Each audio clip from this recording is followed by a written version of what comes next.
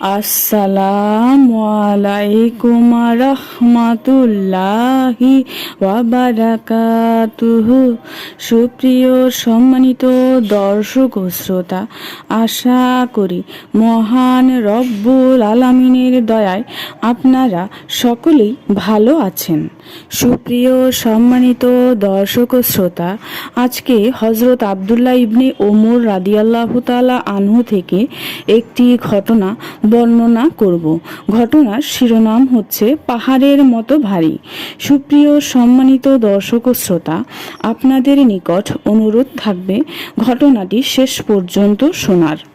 জীবনের অন্তিম লগ্নে হযরত ওমর রাদিয়াল্লাহু তাআলা আনহু কাউকে তার স্থলাভিষিক্ত করবেন না, এ কথা নিজের বোন উম্মুল মুমিনিন হযরত হাফসা রাদিয়াল্লাহু তাআলা আনহার মাধ্যমে হযরত ইবনে ওমর রাদিয়াল্লাহু তাআলা আনহু জানতে পেরেছিলেন। তিনি বলেন, বাবার ইন্তেকালের পর যে সমস্যা দেখা দিবে সে বিষয়ে আমি তাকে বলতে গিয়েছিলাম, কিন্তু আমি এতই ভয় পাচ্ছিলাম যেন আমার মাথায় পাহাড়ের মতো ভারী কিছু রেখে রাখা হয়েছে। আমি সাহস করে তার সামনে গেলাম। তিনি লোকদের অবস্থা জানতে চাইলে আমি তা জানালাম। আমি বললাম, লোকদের মাঝে আমি এরকম আলোচনা শুনতে পেরেছি যে মানুষ চায় আপনি কাউকে নিজের স্থলাভিষিক্ত করে যান, তাহলে ভালো হবে। কেননা আপনি যদি কাউকে নির্ধারিত না করেন তবে পরিস্থিতি এমন হবে, আপনার রাখাল যদি বকরি ও উটগুলো ছেড়ে দিয়ে আপনার কাছে এসে যায় তাহলে সেগুলোর যে দশা হবে অবস্থা সেরকমই হবে। মানুষের এই অবস্থার যে ভালো কিছু হবে না।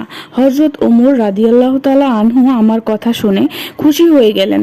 তারপর বললেন, আল্লাহ পাক সেই পশু পালনের রক্ষক। শুনো, আমি যদি আমার স্থলাভিষিক্ত মনোনীত না করি এতে কোনো ক্ষতি নেই, কেননা আল্লাহর রাসূল সাল্লাল্লাহু আলাইহি ওয়াসাল্লাম কাউকে তার স্থলাভিষিক্ত মনোনীত করেননি। যদি মনোনীত করি তাতেও ক্ষতি নেই, কেননা হযরত আবু বকর রাদিয়াল্লাহু তাআলা আনহু তার স্থলাভিষিক্ত মনোনীত করেছিলেন।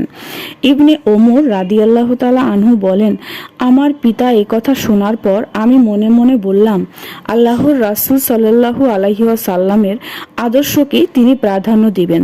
তিনি কাউকে নিজের উত্তরাধিকারী মনোনীত করবেন না।